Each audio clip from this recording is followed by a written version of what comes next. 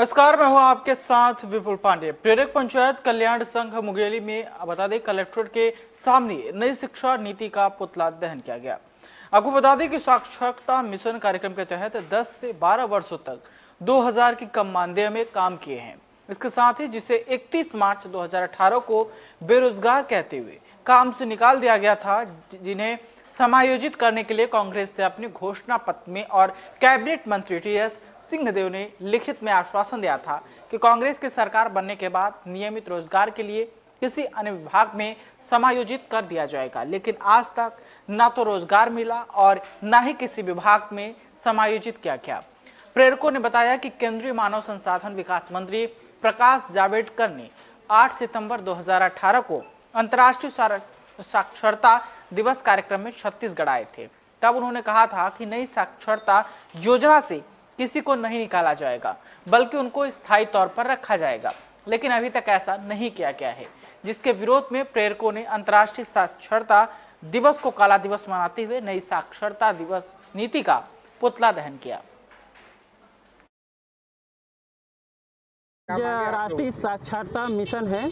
8 सितंबर को राष्ट्रीय साक्षरता दिवस मनाया जाता था, जिसको हमारे प्रधानमंत्री श्री मोदी जी ने क्या नाम से नई शिक्षा नीति के नाम से उसको पुनः लागू किया गया है, जिसका हम पूरे आज छत्तीसगढ़ के प्रेरक संघ अध्यक्ष के निर्देशानुसार हमारे मुंगेली जिला में भी प्रेरक संघ अध्यक्ष और जितने भी मेरे सहयोगी साथीगण हैं उसको काला दिवस के रूप में मना रहे हैं। हमें कि हम लोग आप लोगों को शिक्षाकर्मी वर्ग 3 में लेंगे ऐसा बोला गया था, लेकिन उन्होंने भी हम लोगों को कोई ऐसा नीति में शामिल नहीं किया।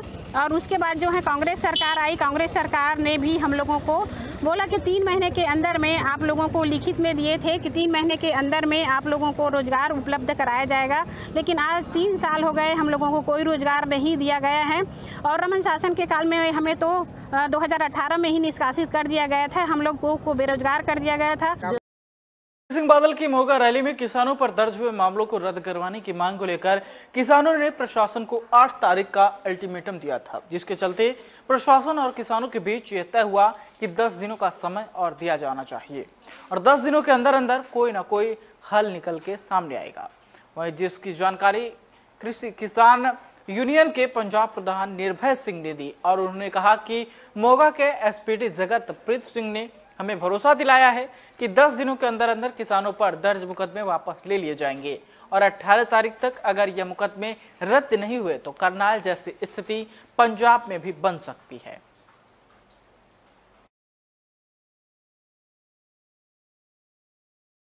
खबर की ओर दिन दहाड़े एक सुनार की दुकान से लाखों की लूट हुई है। बता दें कि बटाला में लूट और चोरी की घटनाएं बढ़ रही हैं। दुकान के मालिक अमित से लगभग 2 लाख रुपए नगद लूट लिए गए और उसके सोने चांदी के आभूषण लूट कर भाग गए। वहीं दुकान में सीसीटीवी नहीं बल्कि आपको बता दें कि कैमरे लगे थे। मौके पर पहुंची बटाला पुलिस ने कहा कि पीड़ित दुकानदार के बयान दर्ज किए गए हैं और आसपास के सीसीटीवी की तलाश की जा रही है। फिलहाल मामला दर्ज कर लिया गया है। दुकान मेरी है ते मतलब मैं दुकान से बैठा था ही अंदर ते 2 मुंडे आए ने ते उन्होंने आन के कहता कि भाजी समान लेना वा ते मैं कहा आ जाओ भाजी अंदर। तो फिर उन्होंने मैं क्या की समान लेना जे तो उन बस जो पूछा ना की समान लेना उन्हें नाल ही तिखी चीज़ कड्डी है तो वो मेरी धौन ते रखती है। तो बाद च उन्होंने गले खोलने शुरू करते, खाने खोलने शुरू करते हैं तो वो कुछ पैसे पे दे ही उसको गठरी पई दी ही तो वही चौके ते लै गए तो मैनू इत्थे सुट गए। भी सानू आई तलाह मिली भी आसू बब्बर की दुकान है इतने माँ दुर्गा ज्वैलर टिब्बा बाजार च इतने 2 नौजवानों ने आके अपने ना खो की है तो यही आए इंक्वायरी कर रहे हैं जिन्हें भी कितने गए कैमरे चेक कर। चंडीगढ़ में हुई मीटिंग के बाद बस स्टैंड बंद रखने का फैसला लिया गया। अपनी मांगों को लेकर 6 तारीख से अनिश्चितकाल के लिए हड़ताल पर बैठे पनबस पीआरटीसी ठेके पर काम कर रहे हैं। वहीं मुलाजिमों की तरफ से आज पूरे पंजाब में बता दें कि 4 घंटे के लिए बस स्टैंड बंद कर दिए गए थे। बताते चले कि पंजाब सरकार के साथ ठेका मुलाजिमों की मीटिंग हुई जो बेनतीजा निकली, जिसके बाद बता दें कि ठेका मुलाजिमों की तरफ से ऐलान किया गया था कि 4 घंटे बस स्टैंड बंद रहेंगे और 10 तारीख को भी चंडीगढ़ के बाहर पक्का मोर्चा लगाएंगे। देखिए आप खुद उन्होंने कहा कि परेशान हो रहे हैं और लोगों की हालत को देखकर आप खुद समझ सकते हैं। कुलविंदर कौर कितने जा रहे हो? ਅਸੀਂ ਮੋਗੇ ਆ ਰਹੀ ਹਾਂ ਮੈਂ ਤਾਂ ਮਤਲਬ ਕੋਟ ਤੋਂ ਤੇ ਬੱਸਾਂ ਦਾ ਪਤਾ ਸੀਗਾ ਇੱਥੇ ਅੱਜ ਕੁਛ? ਨਹੀਂ ਸਰ ਮੈਨੂੰ ਨਹੀਂ ਪਤਾ ਸੀ। ਮੈਂ ਬਾਹਰ ਉੱਪਰ ਮਤਲਬ ਬਾਹਰ ਬੱਸ ਸਟੈਂਡ ਤੇ ਬਾਹਰ ਉੱਪਰ ਹਾਂ ਤੇ ਉਹ ਮੈਨੂੰ ਇੱਥੇ ਤੁਰ ਕੇ ਆਉਣਾ ਪਿਆ ਕਿਉਂ ਜੀ ਮੈਂ ਬੈਕ ਸਾਈਡ ਜਾਣਾ ਸੀ।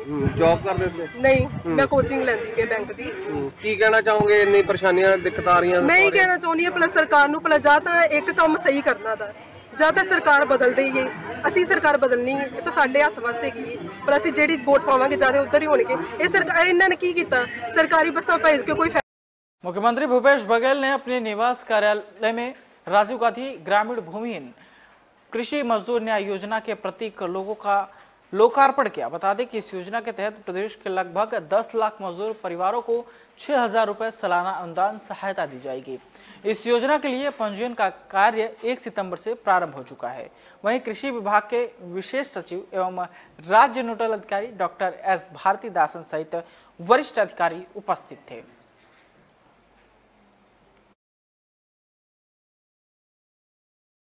बता दें कि मीडिया का ऑफिस भी तोड़फोड़ कर आग के हवाले किया गया। दरअसल त्रिपुरा से एक भयानक तस्वीर सामने आ रही है। आपको बता दें कई दिनों से त्रिपुरा में लगातार हिंसा बढ़ रहा है। त्रिपुरा के विशालगढ़ इलाके पर महाकुमा के ऑफिस को भी जला दिया गया। देखिए कैसे बीच सड़क पर गाड़ी जल रही है और मीडिया के ऑफिस को भी तोड़फोड़ कर रख दिया गया है। वहीं सीपीएम समर्थक ने कई दिनों से लगातार बीजेपी समर्थक के ऊपर हमला शुरू किया था और बीजेपी समर्थक अस्पताल में भर्ती हुए।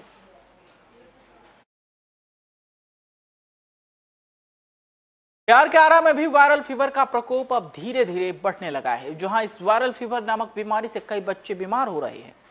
जब इसकी पड़ताल आरा सदर अस्पताल के एसएनसीयू वार्ड यानी विशेष नवजात शिशु इकाई वार्ड में की गई तो पता चला कि इस तरह के वायरल फीवर से बच्चे हर रोज करीब 10 से 15 की संख्या में प्रतिदिन इलाज करवाने के लिए आ रहे हैं, जिनमें वायरल के अलग अलग लक्षण दिखाई दे रहे हैं। अचानक मौसम में बदलाव को लेकर इसका खास असर बच्चों पर ज्यादा पड़ रहा है।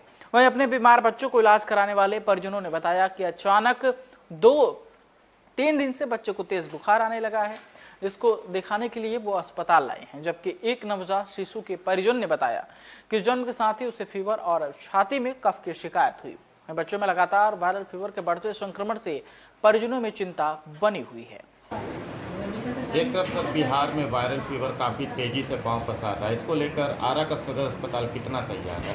जी, इसके बारे में कहना है कि हम लोग इसके लिए तैयारी कर लिए हैं और बच्चों के लिए बेड भी तैयार कर दिया गया है। जैसे ही आता है वैसे हम लोग भरना शुरू कर देंगे। मेरे पास ऑक्सीजन भी भरपूर मात्रा में दवा भी उपलब्ध है।